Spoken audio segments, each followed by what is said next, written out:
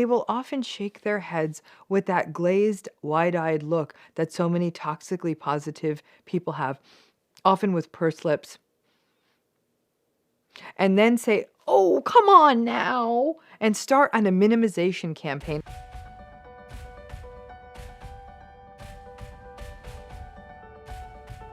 Have you ever run into this idea of conversational narcissism? Give us some examples of some of the things you heard. And I'd love to hear some of the techniques that the narcissist used to turn the ship back towards themselves and make it about themselves. So let's take on this issue of conversational narcissism. But before we get there, please hit that subscribe button, join this community, hit that bell also if you want to get notifications about the release of ongoing videos. We release multiple times a week. So let's talk about conversational narcissism. It is interesting because this topic was requested by so many people. And so here we are. Hopefully it answers many of your questions about this. I actually don't love this term because the term is a little bit too generic for what's happening. At some points, conversational narcissism may be about narcissism, but other times this idea of sort of taking over a conversation may also be reflective of other mental health or psychosocial issues. So let's just generically talk about what conversational narcissism is. Very simply, it's the tendency for a person to always keep turning the conversation back to themselves, okay? So you got the people having a conversation about children, and the conversational narcissist talks about their child. People are talking about a city, and the conversational narcissist makes it about the time when they lived there or visited there. People are talking about a hobby. The conversational narcissist talks about their experiences, or better yet, their expertise with it. The list goes on. Again, love to hear your examples of a time you saw conversational narcissism and what that looked like. Even when people are talking about a given problem, a relationship problem, a workplace problem, a family issue, the conversational narcissist turns it back to their own issue. Oh, I'm having so many problems with my mom too. And conversational narcissists tend to be repeat offenders. Yes, people who are narcissistic do tend to always turn the conversation back to them.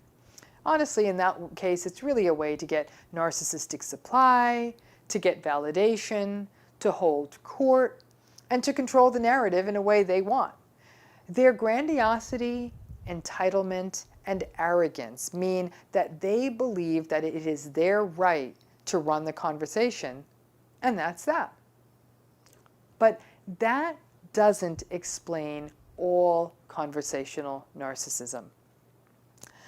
I actually think, and the reason I don't love this term, is that it may actually overall, the whole phenomenon, maybe better term, maybe conversational appropriation. Because some people out there steer the conversation back to themselves for reasons of things like social anxiety. Interacting with other people can be very anxiety-provoking for some people. And during such a conversation, they may feel awkward and scrutinized. So they may just fall back onto talking about the only thing they know, which is about themselves. And this is tough because it's actually kind of a double whammy for a socially anxious person who already struggles with worrying about being scrutinized and worrying about being negatively evaluated. And now people are getting perturbed, and understandably so, by their tendency to swing the conversation over to themselves. It can actually reinforce their idea that people don't want to talk with them because people may no longer want to talk to them because they keep taking over the conversation. There are also people who may steer the conversation back towards themselves, not because they're narcissistic, but because they don't have a lot of other social outlets where they can share anything about their lives. And this is particularly profound at this time in history. But these may be people who are socially isolated. Maybe they're stuck at home with young children or other caregiving responsibilities. Maybe they work alone or work at home, or for whatever reason don't have adequate social outlets. So when the opportunity to have a conversation arises, they may just talk about themselves because they don't have other opportunities to do so, and so they just let it rip because they're just so happy that someone's listening.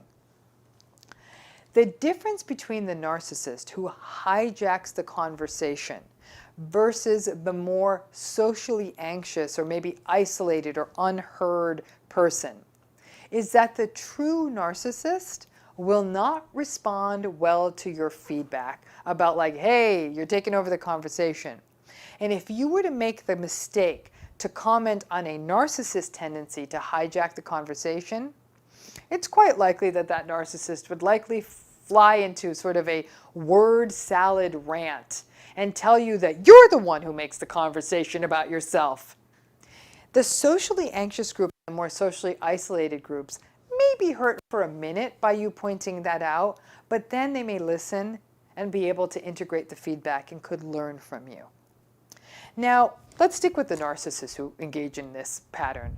The narcissist who always steers the conversation back to him or herself, that's just your basic fundamentals of narcissism. In fact, when they're in conversations with people, you can often see narcissists getting bored, yawning, looking away, fooling with their phone, or otherwise distracted when another person is the center of the conversation or leading the conversation or talking about themselves.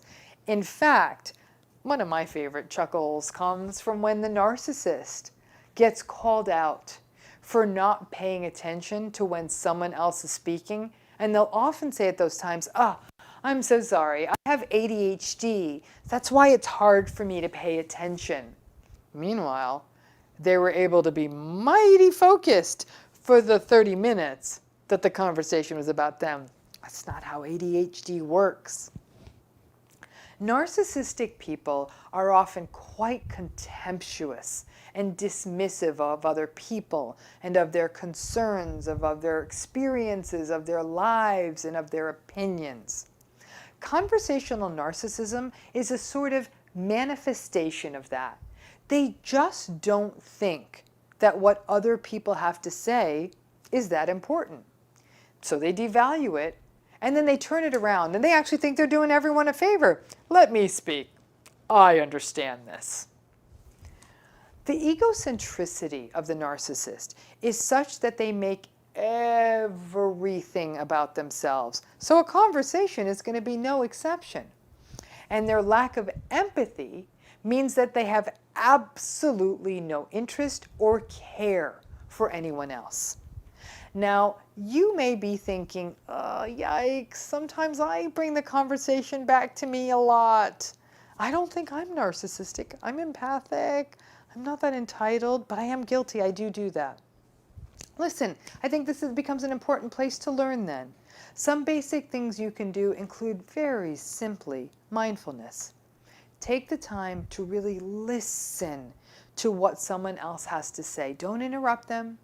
Ask them questions. Ask them how they maybe even felt about what they're sharing about. If the other person is reciprocal and respectful and healthy, then that may yield them asking you about your experiences. And then that becomes an appropriate time to share in a manner that accounts for both people in the conversation. If you do struggle with social anxiety, view your conversations as learning experiences. Don't get so lost in what you think you need to say, but rather listen. Take this as an opportunity to learn about someone else, which actually gives you permission to sit there and be quiet for a little while. And perhaps before you go into a social setting, prepare for the people in those settings so you have some ideas or thoughts about recent experiences you might want to share. But let me tell you, people love being listened to. And then if you do that, you're less likely to turn the conversation back to you. Conversational narcissism is a universal amongst narcissists. For the rest of us, if we're doing it, we may need to catch ourselves. Listen, there are times we enthusiastically want to share something germane to the conversation. Oh my gosh, I hate to interrupt, but I gotta tell you what happened or I'm gonna forget. We just need to be mindful and self-aware that the conversations that we have are just that. They're conversations, and they're not supposed to be soliloquies. For the narcissist, though, have realistic expectations of them. They will always commandeer the conversation. So if you're in a conversation with a narcissist, your best bet is to just grab some popcorn and listen to them yammer on. Because even if you get a chance to talk, they ain't listening to you anyhow. So conversational narcissism is actually quite uninteresting unless you really are interested in what that other person is saying. And listen, they may be such an engaging conversationalist that you might say, I'm enjoying listening to them. That's okay. And many charming and charismatic people have that effect. Like everyone sort of stops to listen to them. Great. They may actually be sharing something fascinating that you don't know about. They may actually even be very skilled teachers. Great, listen to them. Don't fall for it. Don't say, oh, I'm learning so much, they'd be a great mentor. No. Oh my gosh, I'm learning so much, I want to work with them. No. Wow, this is really interesting and they're hot, I want to date them. No.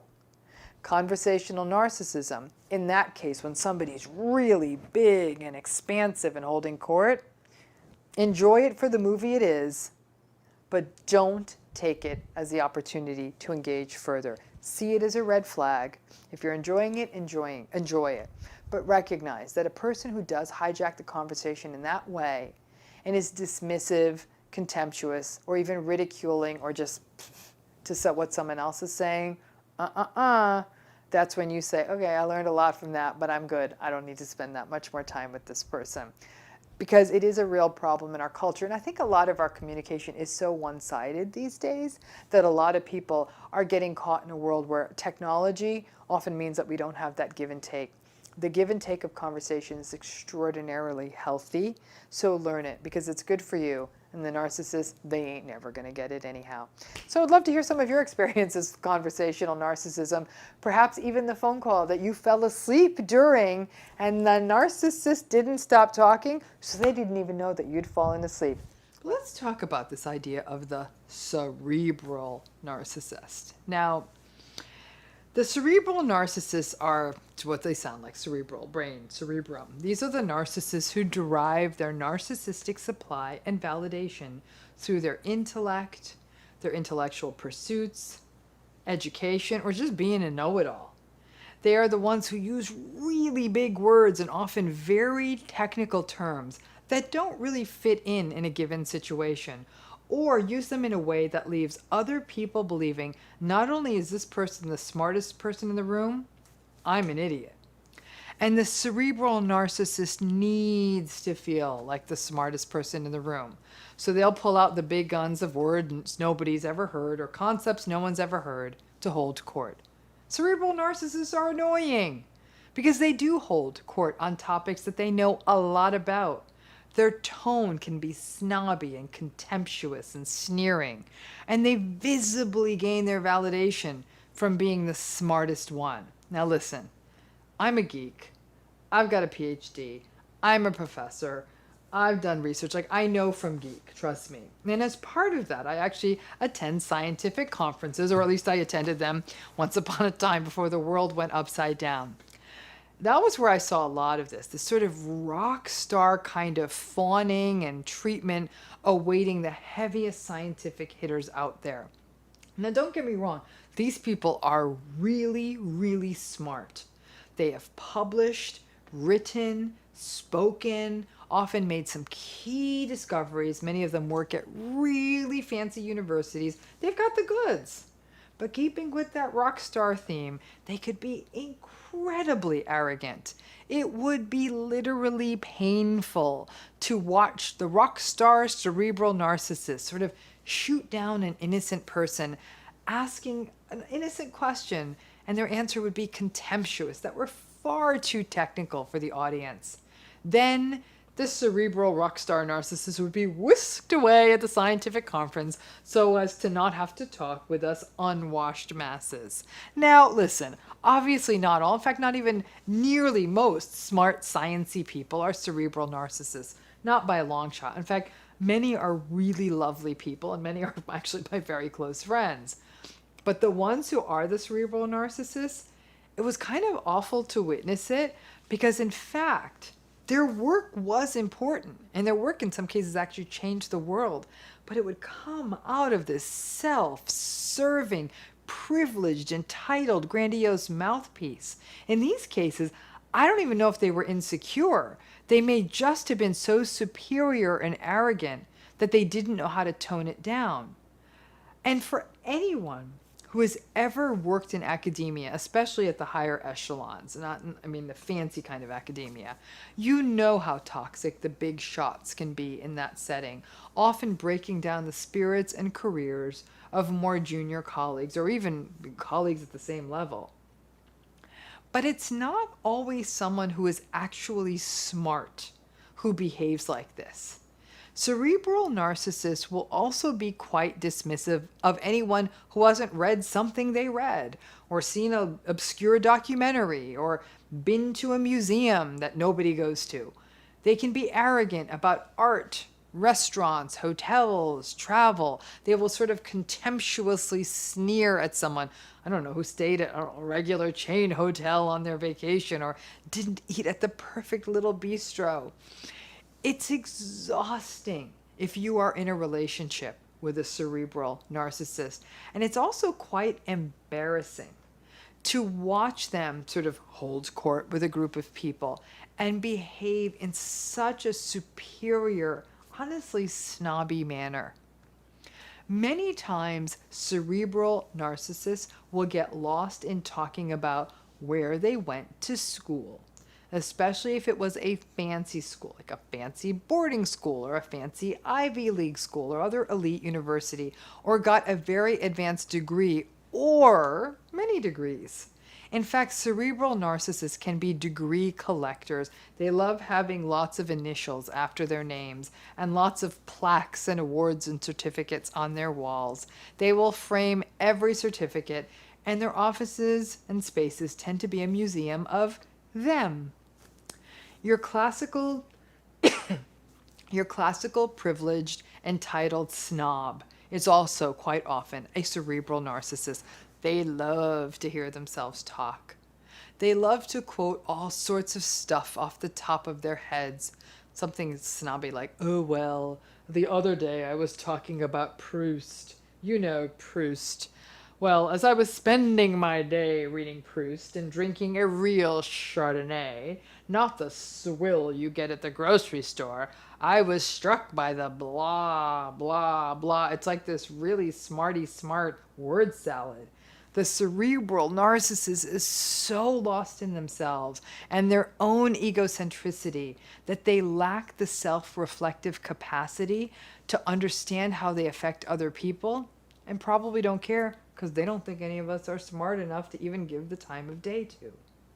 Cerebral narcissists get away with it because people are often quite intimidated by them. Most people, I mean, they themselves know, and most people know, that they may not be able to keep up with them intellectually, so the cerebral narcissist often gets away with it. It's the people who are close to the cerebral narcissist who suffer. Partners who have to live in the elitist, contemptuous, invalidating world of being with this person who chronically devalues them or talks down to them. If this was your parent, you become used to hearing about how lucky you are to have such a smart parent, such an accomplished parent. But that parent likely would often do the cruel things of holding you to an intellectual standard that was much beyond what we would expect from a child, who might even mock the child's mistakes, and maybe even minimizing the kinds of homework assignments, class assignments, or even the child's teacher. And then heaven help you, that poor child, when it was time for them to consider pursuing higher education. If you have this kind of cerebral narcissistic parent, you were always going to feel like you weren't smart enough. And if someday your abilities were actually better than theirs, then they would dismiss you in your argument outright and throw in some gaslighting. But they're your parent. This isn't about a pissing contest. It's about being loved by your parent and being seen. And finally, if you work with someone like this, I hope it was worth it. Some people will sign up to work with a cerebral narcissistic boss because that cerebral narcissistic boss was the world expert at something, whether as a mentor in school or a mentor in a professional field. And it may very well be that this person is the smartest, but cerebral narcissists can actually be quite abusive in the workplace. Not only are they tiresome to listen to, they can be mean. They'll talk down to people at meetings, setting people up just to tear them down, going into the usual workplace triangulation, getting into intellectual pissing contests with anyone they can, and taking meetings off the rails to make their egocentric point. Cerebral narcissists use their degrees and education and so-called big, deep well of knowledge and high-end vocabularies to dominate and hold themselves above other people. But as with all narcissism, you have to go back to the core issue, which is insecurity. Like I said, I'm a geek, and I spend time with lots of these really smart people. And the best ones of the bunch, the really good, solid, smart ones, they keep it real. They know the technical terms, and they use them with the right groups and the right audiences. But by and large, they could explain something to a child as readily as they could to a highly educated adult and not speak down to either of them. There are some very smart people out there who are secure in what they know and feel no need to trumpet it about or use it as a weapon. I have been at times struck by the humility of the smartest person in the room, while in another corner, a far weaker and more slow-witted competitor is yammering on about something and boring others with their so-called intellectual prattle. Cerebral narcissists can quite often be covert or vulnerable narcissists and may have a very big chip on their shoulder. This can be very pronounced when it is a cerebral, smart person who knows their stuff, but may not have the credentials or the job or the title. They're often trying to overcompensate and will try to minimize the training or knowledge of another person to prop themselves up. And it won't be unusual for them to launch passive-aggressive barbs at someone who may, for example, have better credentials than them. And they might say something really petty like, "Ugh, I hear that the only people who get into that university are the ones whose daddies write checks." So it's sort of this contemptuous rejection of them. But grandiose cerebral narcissists are not unusual. And these grandiose cerebral narcissists will often talk in exaggerated ways about what they know and talk about it in a way that shuts everyone down and doesn't allow for discourse. Cerebral narcissists are very often also conversational narcissists, which is another video we have. They hijack conversations. They make it all about them. They weigh in. They always look for that opportunity to contradict someone who got one little fact wrong. They may correct someone's pronunciation of a word in an unkind, really mean way, or laugh at the person for not knowing how to pronounce the word. In fact, over time, people start to learn to not engage with them because you know you will always be talked over or minimized, so everyone just sort of sits there and listens to them. We give smart people a pass too easily in our societies. I've said this several times. Listen, being smart is not a virtue. It's a parlor trick. It's nice. It can even be interesting. But if it's used as a pathway to get validation or to demean someone else, then smart is being used as a weapon, and that's not okay.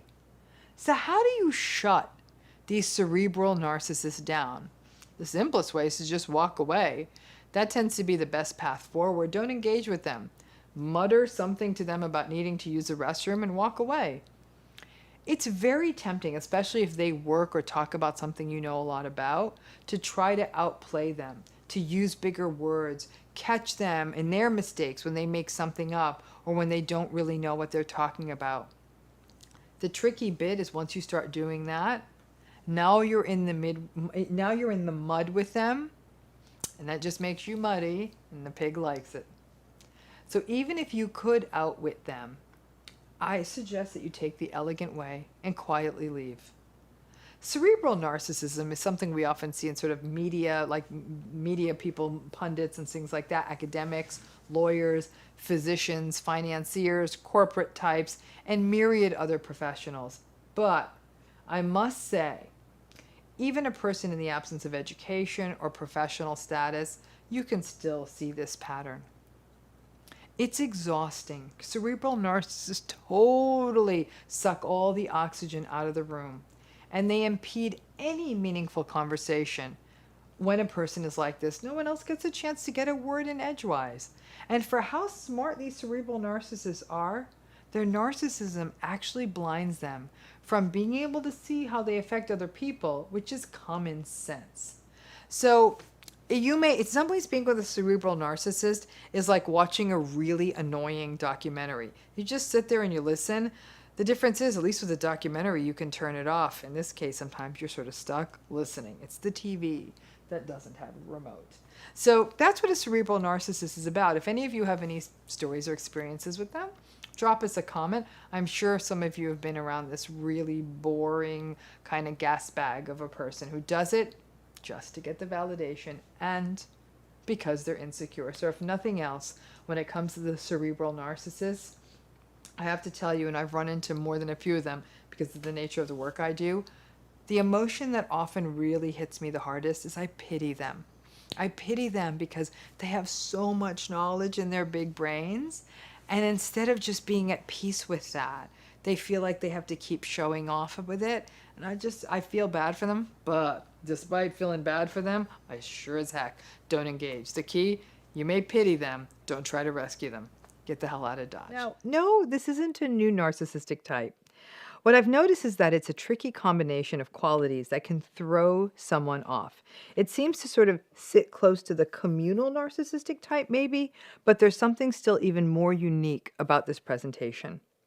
When we think narcissism, we think anger, rage, irritability, short fuse. But while all of this angry stuff is often present because of their dysregulation, it isn't always. Anger is not a required defining characteristic of narcissism. The defining characteristics of narcissism are lack of empathy, entitlement, validation seeking, superficial relationships, grandiosity, egocentricity, that kind of stuff. Anger doesn't define narcissism. Depressed people can be angry. Anxious people can be angry. Substance users can be angry. People can just be angry. Anger is an emotional state. So let's talk about the cheerful narcissist. I recently encountered one in particular, and I was really flummoxed for a bit. It happens to be someone I've known for a very long time. This is someone who is very bubbly, cheerful. There's someone who uses lots of endearments, sweetheart, oh honey, baby. And most people would consider this person to be very warm. However, on closer examination, coexisting with that warm bubbliness was grandiosity, entitlement, lack of empathy, other forms of dysregulation. For example, crying really loudly when things would get heated. And this person would also get a little prickly if they believed that people were not making exceptions for them or dropping what they were doing for them or bowing down to their expertise. This person would literally sit there and be astounded, like, I can't believe they have so many rules. What is wrong with these people? The rules that this person was complaining about were actually quite reasonable. What she couldn't believe was that the rules were being applied to her, because in her life, she had largely created a life in which rules were rarely applied to her. Then she was put into a situation that she wasn't normally in, and she was having to face real rules. This person went on and on about how great her life was, but when another person near her was sharing some concerns about his own life, she literally tuned out. I was listening to the man, and his concerns were actually very real and quite dire. But she couldn't manage to hear or be present with anything that wasn't about her or wasn't optimistic, so she was sort of minimizing his concerns. Sometimes I sort of F with her just because it's fun, and test it out. And anytime the conversation comes off of her and her agenda, and I share stuff that isn't so cheerful and is a bit more bleak, she'll always say, oh, I have to go somewhere. I have to go. What can I say? There's a gratification when the formula works, and the narcissist always is a narcissist. And I have very quickly, with this person, set a boundary and fallen into realistic expectations and radical acceptance. She's somebody who often makes numerous offers of help. I know she won't, and I don't ask, because in the past I've made that mistake, and then I need to deal with scrambling later when she decides at the last minute it's inconvenient for her to help. Usual narcissist rules. The way I manage it is no longer ever relying on her. Now, overall, the cheerful narcissists are tricky because their cheerfulness, their seeming gregariousness, their warmth, their charm, especially with people who may be providing a service, it throws us off. The cheerful narcissist tends to have a little bit of overlap with the toxic positivity group. Lots of, everything is so great, isn't it? Isn't everything so great? I love how great everything is. Everything's just going to be so great. When clearly, in a situation it may not be. Or those proclamations of greatness are invalidating someone else's difficult experience, and it can leave the person who is in the wake of the cheerful narcissist sometimes feeling like a rotten person for seeing so many red flags around someone who's so cheerful. Cheerful narcissists are also good at remembering things like birthdays, anniversaries. They show up with gifts when they're supposed to show up with gifts, and they text you funny things on your birthday. All of these patterns combine to create a really kind of sticky, messy cognitive dissonance. The cheerful narcissist will often get unmasked at times of crisis or need. For all of their cheerfulness, when you turn to them and really need their time or help, they will cheerfully tell you they can't help, but they just wanted to check in to see how you're doing and let you know everything's going to be okay. After promising to do, I'll do anything I can help you, sweetheart. When you really ask them to do something like, oh, I'm sorry, I'm too busy. When you try to talk to them in an adult manner and realistically about an issue, it may be work-related, family-related, relationship-related, life-related, they will often shake their heads with that glazed, wide-eyed look that so many toxically positive people have, often with pursed lips,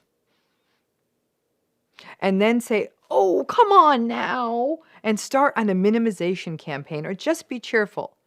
There will be very little empathy or concern or even an appropriate sort of calibrated response, just lots and lots of cheerfulness. Cheerful narcissists don't do well with things not going well. They will often distance themselves from messy situations and will be nowhere to be found when the wheels come off a situation, but they're more than happy to weigh in from a comfortable and cheerful distance.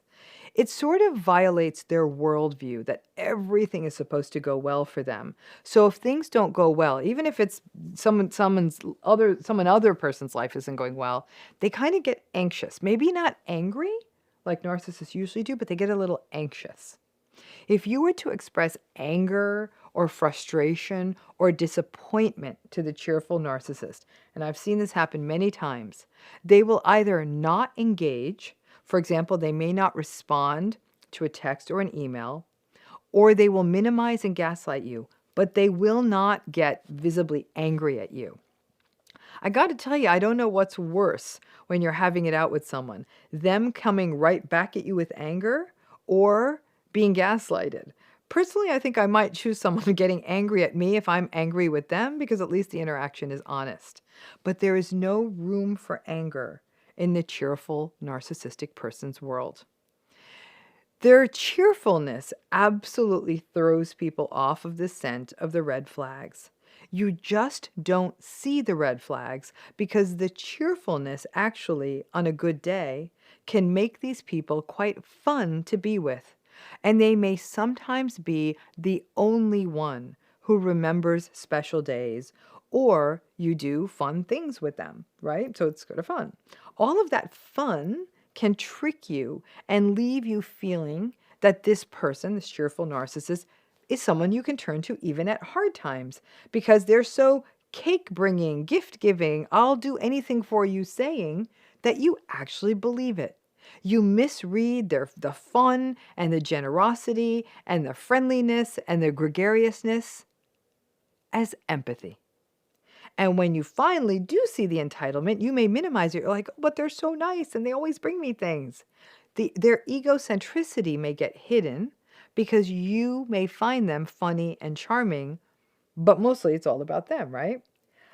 I'm going to use a word I hate because it's biased, but the word is histrionic. It fits here. The histrionic style of personality, shallow emotion, being superficial, having little depth, being really emotionally immature and shallow, it's likely a part of this cheerful narcissist presentation. It's sort of giggly and silly, but there's no maturity, no adulting, and no depth. Most cheerful, optimistic folks are not narcissistic. There's many actually really cheerful, empathic, non-entitled, non-egocentric, just kind people who are able to be present with your sadness or grief, who follow through, who are kind, who aren't entitled, and who are not toxically optimistic and positive. There are people out there who have the cheerfulness without the narcissism. When you find that person, hold on to them. I got one of these sorts of cheerful, non-narcissistic people in my life, and I'm never going to let go of her. But be on the lookout for this cheerful narcissistic pattern. The cheerful narcissist is dangerous because many people will engage in self-blame when they're around this narcissistic person. They'll say, oh, they're so nice. I must be an a-hole for thinking that they could be narcissistic. It's got to be me. That's the bad one. As always, I'm going to tell you, trust yourself. If it walks like a duck and it quacks like a duck, even if it has a funny, cheerful hat, it is still a duck. If any of you have ever encountered a cheerful narcissist, drop it in the comments. This is one that'll throw you off because you'll think, wow, this person seems so nice and they're so friendly.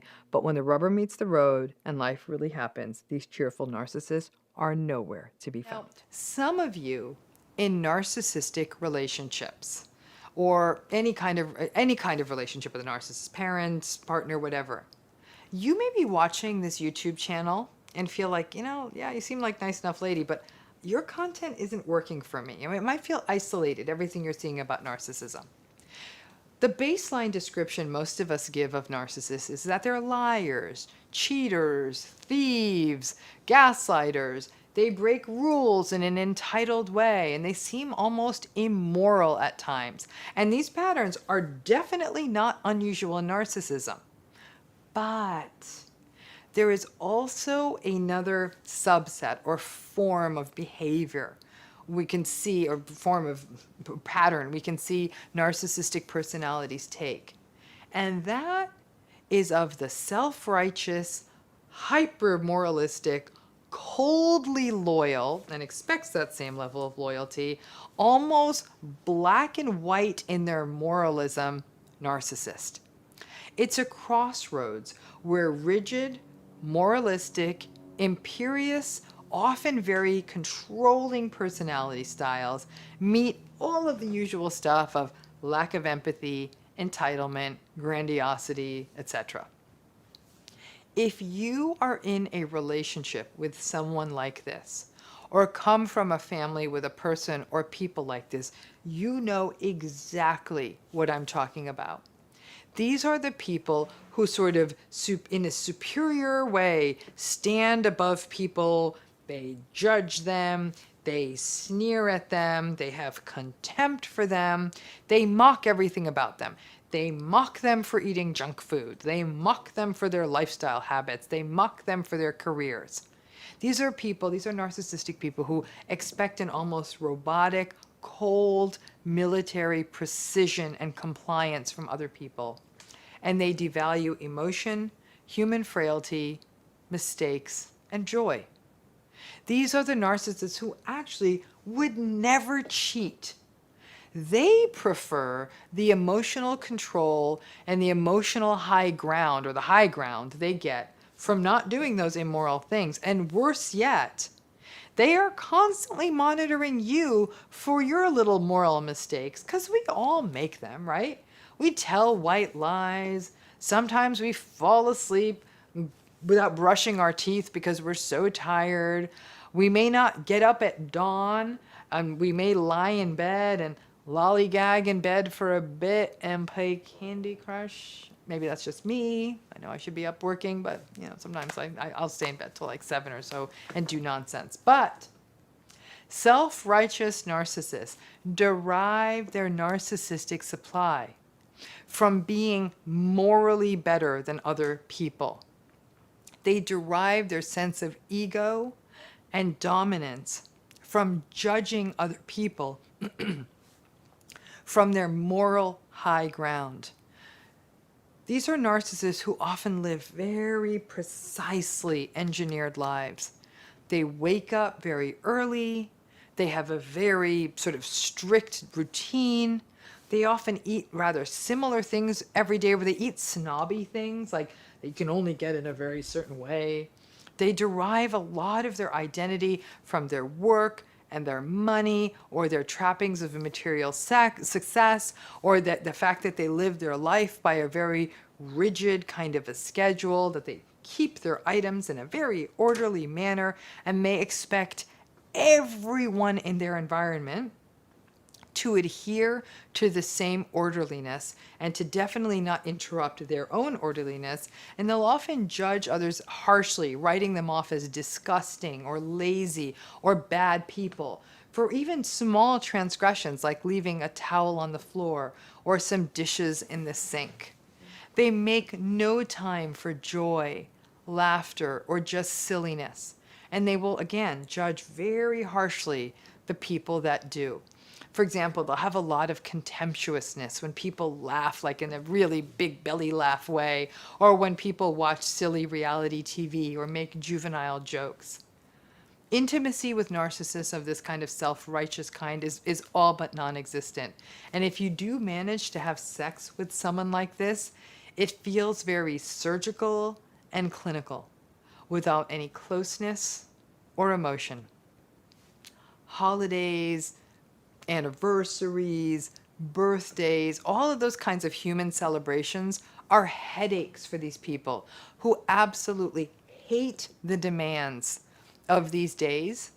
But because they have to be morally above everyone, and they feel like they have to get it just right, they will get it right. They'll order the right cake and they'll have the right this, and then they'll hold it over your head later. When you say, can't we be more close? Can't we have more fun? Didn't I get that proper exact cake you wanted for your birthday? Now, if you grew up like this, and some of you may not know this reference, but it was like a great Santini nightmare. If you don't know the reference, look it up. If you grew up with this, it's like military precision, coldness, joylessness, orderliness, judgment, harshness. Certainly not a space in which either emotions or children can flourish, or that your own identity could grow. These kinds of narcissists always have a rage right under the surface, a rage that will erupt if their rules are not followed to a T, or if someone behaves in a manner that rocks the narcissist's morality ship. People around this kind of narcissist, especially children, can become quite skittish, anxious, and even have compulsive behaviors.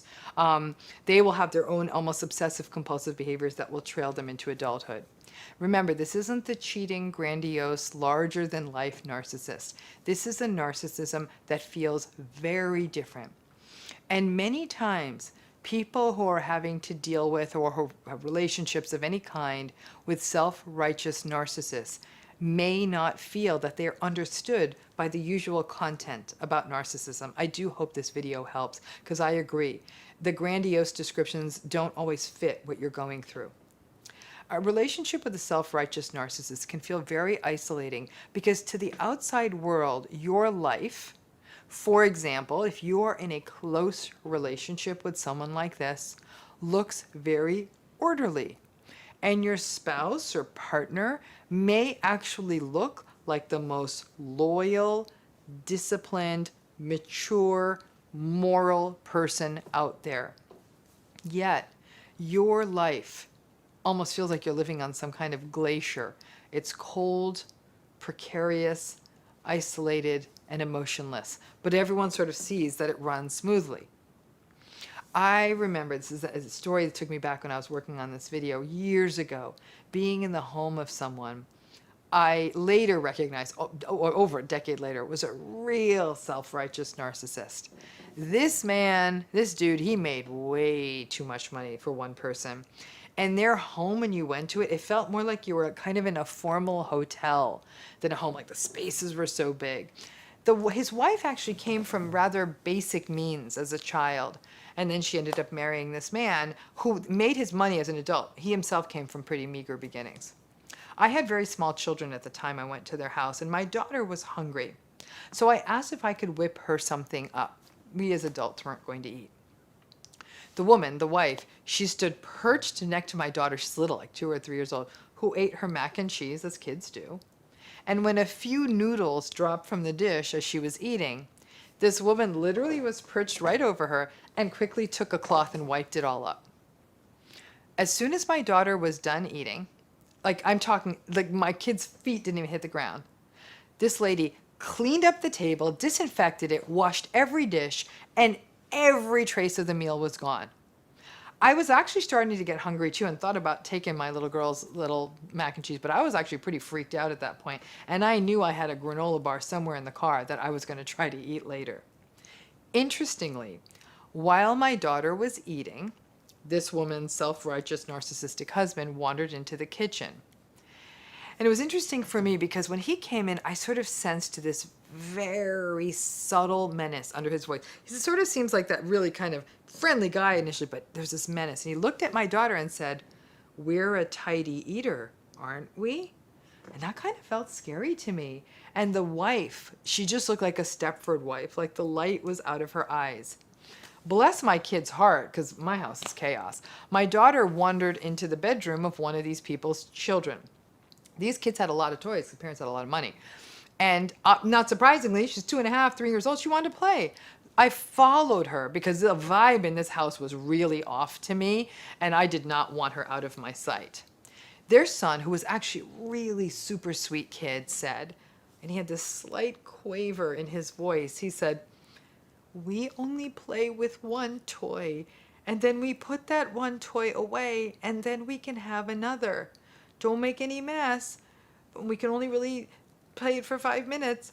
I wanted to get the hell out of there then, but my kid wanted her 5-minute routine of playing with the toy, and a couple of Legos came out, and the boy looked like he was on the verge of panic, as of course my kid is throwing the Legos, and I was like, "Honey, let me clean up the Legos," and we cleaned up the Legos, and we got the heck out of there. This is a man who was loyal, loyal, loyal, and everybody talked about his wife as somebody being so lucky because this guy made it, and she had that big, beautiful hotel-y house and fancy cars, and she didn't have to have a job outside of the home, and they went on amazing vacations. He was a guy who tended to hold court when he talked. It wasn't a conversation, it was being talked at. He talked about the money, he talked about how brilliant his investments are, he talked about Wall Street, and then he'd start on a whole rant about how he couldn't understand why other people couldn't make it on their own. Why does anyone have money problems? It must be because they're lazy. Blah, blah, blah. It was about 15 years ago, and I never went back to that place. But I never stopped thinking about that woman. My heart ached for her. And I remember as we drove away thinking I would rather live in a shabby apartment somewhere than living under those conditions. I don't care how big your dining table is. And I also felt sad that so few people probably had empathy for this woman, because they didn't. Because from the outside, it looked good. Being in the presence of a self-righteous narcissist means, and this sort of moralistic narcissist, means always feeling like you are a scolded 10-year-old child. Your room or your house or the kitchen isn't neat enough. Your food that you eat isn't healthy enough. Your habits are very sloppy. Your interests are childish or superficial. Your character isn't good enough. You don't work hard enough. And because of their choices, they like to sit above us all, and ostensibly, they're good at all these things. They eat healthy and they work hard. They frequently criticize people who have had bad luck in their lives. And they often accuse other people, especially people who've had some bad luck, of not working hard enough. In the world of the self-righteous narcissist, what doesn't matter are the things that are actually the most important things in life. Kindness, compassion, empathy, intimacy, joy, fun, the silly, ridiculous mistakes that make us people and that we learn from. I don't know, like sometimes burping at the dinner table. We've all done it. The rigidity of the self-righteous narcissist means that I can promise you this. They are never, ever going to change. They don't think there's anything wrong with them. They are not good candidates for therapy, and I say that from expertise. And they often sneer at the entire enterprise of therapy. They view it as weakness. They hate the emotion. They think it's a bad use of money. Their rigidity and their righteousness is the air that they breathe. And your mistakes, your foibles, your humanness, that's actually the fuel that fills their tank. They love being able to hold things over people. And their damn memory is like a bank vault. It doesn't lose anything. And they will easily, in an argument, raise your moral failing from 25 years ago. I don't know, when you paid a credit card bill late or something. I ache for people who had or have parents like this or who have partners like this, because so many people don't get their pain. They do not understand what a person in a relationship with a self-righteous narcissist is going. They recognize the rigidity, but because self-righteous narcissists can often sell an image of success and morality, and they don't have the rough around the edges, cheaty, deceitful bits that we see in so many other narcissists, people may often miss it and miss the suffering of the person who has to live in the desolation that is the relationship with the self-righteous, hyper-moral narcissist. Self-righteous narcissists may be a type all their own. They definitely overlap out with some of the other types. They have some of the victimization we see in covert narcissists. Oh, I have to suffer being around all of these messy, sloppy, lazy people who are eating potato chips. If anyone worked as hard as me, if only they were working as hard as me and only treated their bodies like a temple. We also see some of the neglectful, quite a bit of the neglectful narcissistic pattern here, because this is a narcissistic type that does not offer any warmth or notice of people around them, unless the people around them make a mess or a mistake, or they need the person for something. Like neglectful narcissists tend to treat people like can openers. They're only useful when you need them. Once they're done with you, they sort of toss you back in a drawer. But self-righteous narcissism really is a unique subtype that requires more attention in a lot of this content about narcissism, because people in these relationships can get missed in our conversations and honestly in our clinical work about narcissism and narcissistic abuse. And many therapists may miss these patterns as well. So it's really important that they note them. It really, really sucks to have someone sit in judgment of you and to have to live this horrifically regimented life that they sell to you as somewhat superior. And many times people will destroy themselves trying to keep everything orderly for them. If you're in one of these relationships, it's a unique and cold, awful space. Also, there's a lot of overlap with the self-righteous narcissist and the communal narcissist. The communal narcissist, you know, those are the types that are the do-gooders, the humanitarians, the rescuers. Yet, even though they're out there rescuing elephants and raising money and doing all this good stuff, and I'm so great and I'm going to save people, then they'll really, really be horrible to their children or their families, that kind of thing. And that remember, for the communal narcissist, the validation is coming through the perception that they're doing all these good things. And people say, oh my goodness, you're such a great elephant rescuer.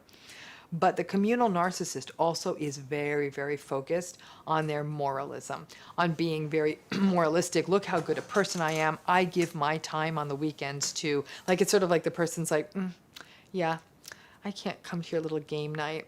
I volunteer at a soup kitchen on Wednesdays. And you're like, Okay. You know, and it's kind of like, I feel bad that I'm telling everyone to come play stupid games and I should be volunteering at the soup kitchen. It's all about tone too. So many times it's the, oh, I'm so sorry I can't come. I have a volunteer gig on Wednesdays, but I'd love to come next time you do it or whatever.